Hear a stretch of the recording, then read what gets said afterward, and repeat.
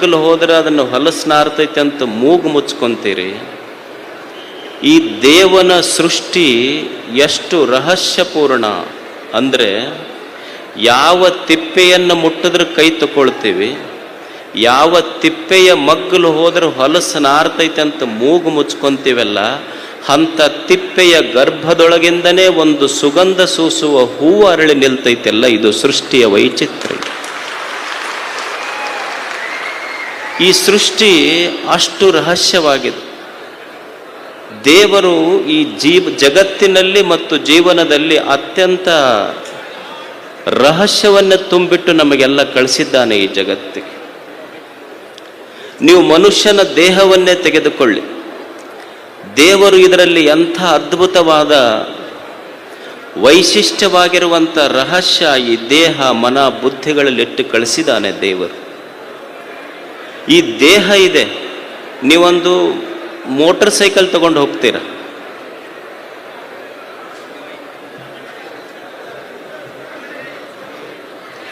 ನೀವೊಂದು ಸೈಕಲ್ ತಗೊಂಡು ಬರ್ತೀರಿ, ಮೋಟರ್ ಸೈಕಲ್ ತಗೊಂಡು ಹೋಗ್ತೀರಿ.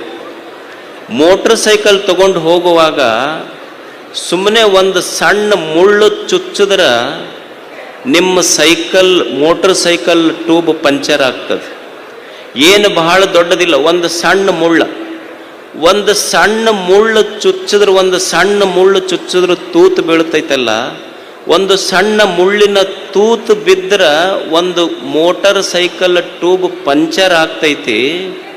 ಇದು ದೇಹ ಅನ್ನುವಂಥ ಒಂದು ತೊಗಲಿನ ಟ್ಯೂಬ್ ಇಟ್ಟು ಇದ್ರಾಗ 9 ರಂಧ್ರಗಳಿಟ್ಟು ಸಹಿತ ಇದನ್ನು ಪಂಚರ್ ಆಗಲಾರ್ದಂಗೆ ಇಟ್ಟಾನಲ್ಲ ದೇವರು. ಅವನ ವೈಶಿಷ್ಟ್ಯ ಎಂಥದ್ದು. ಈ ಸೃಷ್ಟಿ, ಈ ಜೀವನ, ಈ ದೇಹ, ಈ ಜಗತ್ತಿನ ಆಶ್ಚರ್ಯವೇ ಅಷ್ಟು. ಅಂದ್ರೆ ಈ ಜೀವನ ಮತ್ತು ಜಗತ್ತಿನ ಆಳವನ್ನು ಅಳಿಲಿಕ್ಕಾಗಿಲ್ಲ. ಜಗತ್ತು ಗೊತ್ತಾಗಿಲ್ಲ, ಜೀವನವೂ ಗೊತ್ತಾಗಿಲ್ಲ. ಈ ದೇಹದ ಆಳದಲ್ಲಿರುವ ಮನ ಬುದ್ಧಿ ಎಷ್ಟು ವೈಶಾಲ್ಯವಾಗಿರುವಂಥದ್ದು. ಇದನ್ನ ಅರಿಬೇಕಲ್ಲ ಮನುಷ್ಯ. ಅರಿಲಿಕ್ಕೆ ಇದೊಂದು ಆಯುಷ್ಯ ಬಹಳ ಚಿಕ್ಕದು. ಎಲ್ಲವನ್ನು ಅರಿತೇ ತಿಳಿದೇ ಬದುಕ್ತೀವಂತ ನಮಗೆ ಈ ಜಗತ್ತಿನಲ್ಲಿ ಇಲ್ಲ. ಇದನ್ನ ಅರಿಬೇಕಾದ್ರೆ ಏನು ಮಾಡಬೇಕು, ತಿಳಿಬೇಕಾದ್ರೆ ಏನು ಮಾಡಬೇಕು? ನಮಗೆಲ್ಲರಿಗೆ ಅಪೇಕ್ಷೆ ಇದೆಯಲ್ಲ, ಈ ಜೀವನ ಯಾಕೆ ಭಗವಂತ ನಮಗೊಂದು ಜೀವನವನ್ನು ಕೊಟ್ಟಿದ್ದಾನೆ? ಯಾಕೆ ನಮಗೆ ಹುಟ್ಟಾತು? ಹುಟ್ಟಾದ ಮೇಲೆ ಮತ್ತೆ ಯಾಕೆ ಸಾವು ಬರ್ತದೆ? ಈ ಹುಟ್ಟು ಸಾವುಗಳ ಮಧ್ಯದಲ್ಲಿ ನಾ ಏನು ಮಾಡಬೇಕು ಅನ್ನುವುದು ನಮಗೆ ಯಾರಿಗೆ ತಿಳಿದಿಲ್ಲ. ನಾಳೆಯ ಗರ್ಭದೊಳಗೆ ಏನಿದೆ ಅನ್ನೋದು ನಮಗೆ ಯಾರಿಗೆ ಅರ್ಥ ಆಗಿಲ್ಲ. ಈ ಜೀವನದ ರಹಸ್ಯವನ್ನು ತಿಳಿಸಿಕೊಡೋ ಒಬ್ಬ ಬೇಕಲ್ಲ.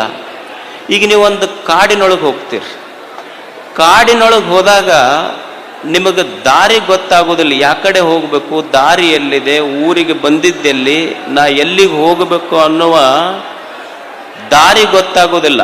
ಒಂದು ದಟ್ಟ ಅರಣ್ಯ ಇರ್ತದೆ. ಅವಾಗ ನೀವೇನು ಮಾಡ್ತೀರಿ ಅಂದ್ರೆ, ದಾರಿ ಗೊತ್ತಾಗಲಿಲ್ಲ ಅಂದ್ರೆ ದಾರಿ ತೋರ್ಸೋದು ಬೇಕಲ್ಲ. ಒಂದು ದಾರಿ ತೋರಿಸ್ಬೇಕಾಗಿತ್ತಂದ್ರೆ ನೀವು ಮೊಬೈಲ್ ಓಪನ್ ಮಾಡಿ ಗೂಗಲ್ ಅರ್ತ್ ತೆಗಿತೀರಿ. ಅಂದ್ರೆ ನಿಮಗೆ ಗೂಗಲ್ ಅರ್ತ್ ಏನು ಮಾಡ್ತದೆ, ನೀವು ಎಷ್ಟೇ ದಟ್ಟ ಅರಣ್ಯದಲ್ಲಿದ್ದರೂ ಸಹಿತ ನಿಮಗೆ ಗೂಗಲ್ ಅರ್ತ್ ನಿಮಗೆ ಎಲ್ಲಿ ಹೋಗಬೇಕನ್ನುವ ದಾರಿ ತೋರಿಸ್ತದೆ. ಹಾಗೆ ಈ ವಿಶ್ವ ಇದೊಂದು ದಾರಿ ಕಾಣದ ಭವಾರಣ್ಯ, ಇದೊಂದು ದಟ್ಟ ಅರಣ್ಯ. ಇದು ಈ ದಟ್ಟ ಅರಣ್ಯದಲ್ಲಿ ಬದುಕಿನ ದಾರಿಯೇ ತೋಚದೆ ಇರುವಾಗ ಸಮಾಜಕ್ಕೊಂದು ದಾರಿ ದೀಪವಾಗಿ ನಿಂತ ಗೂಗಲ್ ಅರ್ತ್ ಅಂದ್ರೆ ಗುರುಗಳವರೆಲ್ಲ. ಅವರು ಗುರುಗಳವರು. ಒಂದು ಗೂಗಲ್ ಅರ್ತ್ ಇದ್ದಂಗೆ ಎಷ್ಟು ಗುರುಗಳ ನೋಡಿ, 25 ವರ್ಷಗಳ ರಜತ ಸಮಾರಂಭ, ಏನೋ ಅದ್ಭುತವಾದ ವೇದಿಕೆ, ಎಷ್ಟು ಬಸ್ ನಿಂತಾವ. ಅವ್ರ ಬಸ್ ನೋಡೇ ಗಾಬರಿ ಅದ. ಎಲ್ಲ ಕರ್ನಾಟಕದ ಬಸ್ ಚಿತ್ರದುರ್ಗಕ್ಕೆ ಬಂದಂಗಾಗೈತಿ ಇವತ್ತು. ಅವ್ರ ಮ್ಯಾಲ ನಿಮ್ಮ ಪ್ರೇಮ ಎಷ್ಟು, ಗುರುಗಳ ಮೇಲೆ ಭಕ್ತಿ ಎಷ್ಟು ನಿಮ್ಮದು. ಮತ್ತು ಇಂಥ ಶಿಷ್ಯರು ಸಿಗುವುದು ಕಷ್ಟ. ಗುರುಗಳಿಗೆ ಸಿಗ್ತಾರಿಲ್ಲಂತಲ್ಲ. ಅವ್ರು ಬಂದು ನಮಸ್ಕಾರ ಮಾಡಿದಾಗ ನಾವು ಅವ್ರಿಗೆ ಕಲ್ಸಕ್ರಿ ಕೊಟ್ಟಿವಿ ಅಂದ್ರೆ, ನಾವು ಕೊಟ್ಟ ಕಲ್ಸಕ್ರಿನ ಎಣಿಸಿ ಓಸಿ ನಂಬರ್ ಹಚ್ಚಿ ಹೋಗುವ ಶಿಷ್ಯರು ಇರ್ತಾರೆ, ಇಲ್ಲ ಅಂತಲ್ಲ ನಾ ಹೇಳು. ಆದ್ರೆ ಗುರುಗಳ ಮೇಲೆ ನಿಮ್ದೆಷ್ಟು ಶ್ರದ್ಧೆ. ಅವರ 25 ವರ್ಷಗಳ ರಜತ ಮಹೋತ್ಸವದ ಒಂದು ಸಮಾರಂಭವನ್ನು ತಾವು ಆಚರಣೆ ಮಾಡ್ತಾ ಇದ್ದೀರಿ. ಮತ್ತು ಗುರುಗಳು ಸಹಿತ ಅಷ್ಟೇ ಇಡೀ ಕನ್ನಡ ನಾಡಿನ ತುಂಬ ಅಡ್ಡಾಡಿ ಸಮಾಜವನ್ನು ಮೇಲೆತ್ತಬೇಕು, ಸಮಾಜದ ಮಕ್ಕಳನ್ನು ಓದಿಸಬೇಕು ಅನ್ನುವಂಥ ಅಚಲ ನಿಷ್ಠೆ ಗುರುಗಳಲ್ಲಿ. ಈಗೊಂದು ಆಕಳಿರ್ತದೆ ನೋಡಿ, ನೀವು ಮನ್ಯಾಗ ನೀವು ಫಿಲ್ಟರ್ ನೀರು ಕುಡಿಲಿಲ್ಲ ಅಂದ್ರೆ ನಿಮಗೆ ಇನ್ಫೆಕ್ಷನ್ ಆಗ್ತದೆ, ಕೆಮ್ಮು ಬರ್ತೈತಿ, ನೆಗಡಿ ಬರ್ತೈತಿ, ಜ್ವರ ಬರ್ತಾವ. ಸುಮ್ಮನೆ ಫಿಲ್ಟರ್ ನೀರು ಕುಡ್ಲಾರ್ದಕ್ಕೆ ನಮಗೆ ನೆಗಡಿ ಬಂತ್ರಿ, ಜ್ವರ ಬಂತು ಅಂತೀವಿ ನಾವು.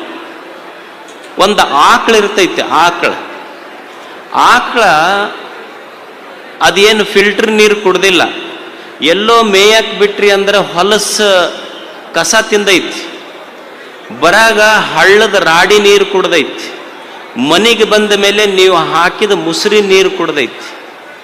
ಅಂದ್ರೆ ಒಂದು ಆಕಳು ಕಾಡಿಗೆ ಹೋದಾಗ ಕಸ ತಿಂದೈತಿ, ಬರುವಾಗ ಹಳ್ಳದ ರಾಡಿ ನೀರು ಕುಡ್ದೈತಿ, ಮನ್ಯಾಗ ಬಂದಾಗ ಮುಸುರಿ ನೀರು ಕುಡ್ದೈತಿ.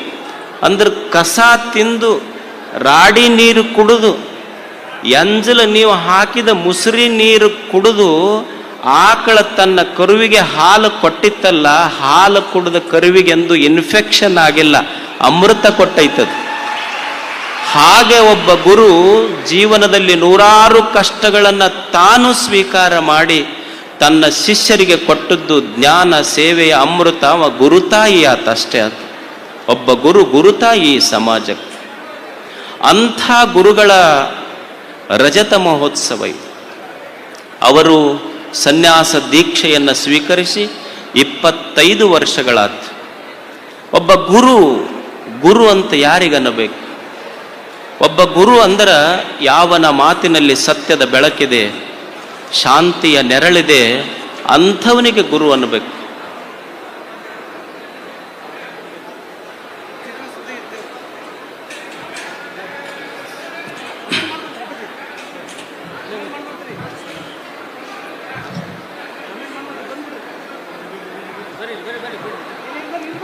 ಯಾರ ಮಾತಿನಲ್ಲಿ ಸತ್ಯದ ಬೆಳಕಿದೆ, ಶಾಂತಿಯ ನೆರಳಿದೆ, ಅಂಥವರಿಗೆ ಗುರುಗಳನ್ನಬೇಕು.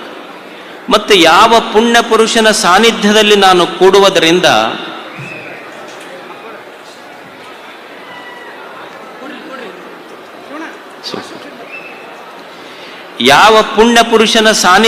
ನಾನು ಕೂಡುವುದರಿಂದ ನಮ್ಮ ಮನಸ್ಸುಗಳ ಅರಳುತ್ತವಲ್ಲ, ಯಾವ ಪುಣ್ಯ ಪುರುಷರ ಸಾನ್ನಿಧ್ಯದಲ್ಲಿ ನಾವು ಕೂಡುವುದರಿಂದ ನಮ್ಮ ಹೃದಯಗಳು ಅರಳುತ್ತವಲ್ಲ, ಅಂಥವರಿಗೆ ಗುರು ಅನ್ನಬೇಕು.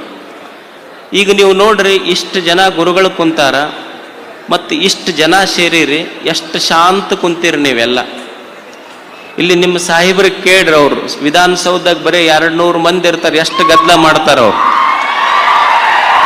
ನೀವು ಇಷ್ಟು 1000 ಜನ ಕುಂತರು ಸಹಿತ ಎಷ್ಟು ಶಾಂತ ಕುಂತೀರಲ್ಲ. ಇದು ನಿಜವಾದ ಭಾರತ, ಇದು ಭಾರತ.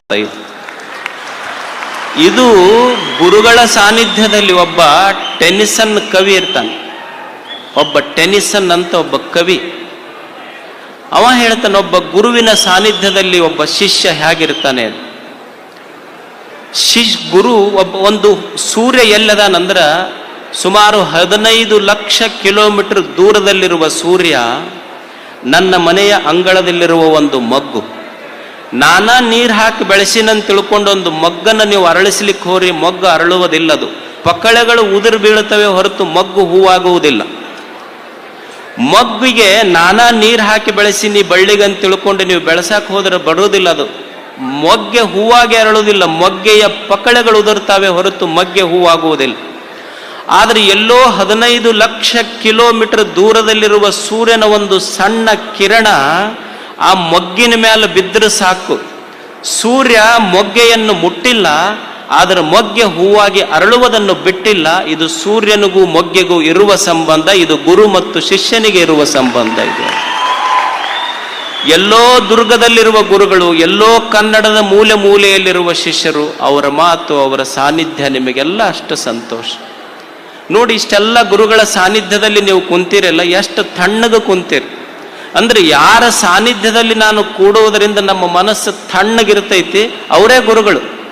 ಗುರುಗಳಂದ್ರೆ ಮತ್ತೇನಲ್ಲ, ಯಾರ ಹತ್ರ ಕೂಡುವುದರಿಂದ ನಮ್ಮ ಮನಸ್ಸು ತಣ್ಣಗಿರ್ತೈತೆಲ್ಲ ಅವ್ರ ಗುರುಗಳು. ನೀವು ಗುರುಗಳ ಹತ್ರ ಕುಂತಿರಿ ಇಷ್ಟು ತಣ್ಣಗ